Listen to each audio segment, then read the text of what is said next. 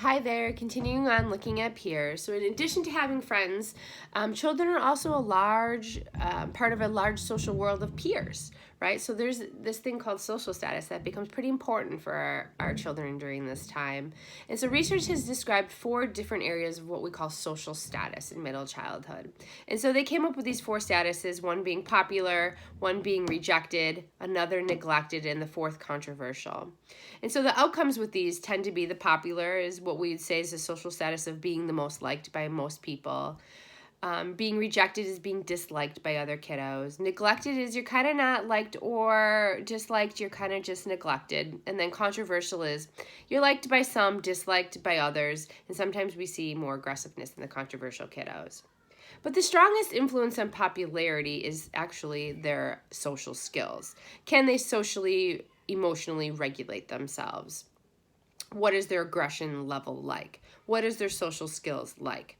So when we're looking at these social status groups, like being rejected or neglected, we look at things and differences in their social skills, in their aggression levels, in their information processing and how that is going in their language. And there's a lot of implications when we look at development and this developmental cascade.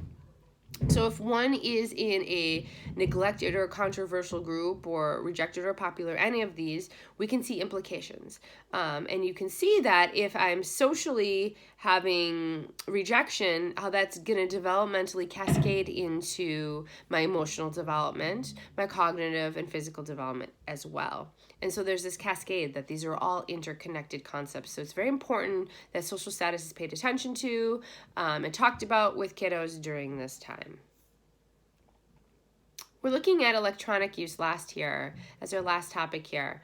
Now this is for a little while ago, but this chart shows media being used here, right? You see electronic media use. Research supports both positive and negative effects of use of technology and media. Yes, some can have pro-social effects and have positive content, but we also see a link between television watching and increases of aggression and aggressive behavior. We also see links between aggressive content in video games and aggressive behavior. So we see large amounts of minutes per day being shown on listening to music, playing electronics, television, being on our iPads, our phones, right? So these charts are going to change. But overall, the trend is kiddos are using content. We have to be careful about what that content is. So content matters. So I'm going to pause here and you're going to watch a video on looking at TV or not TV. And then we're going to have one more video and you guys will be almost done. All right, thanks.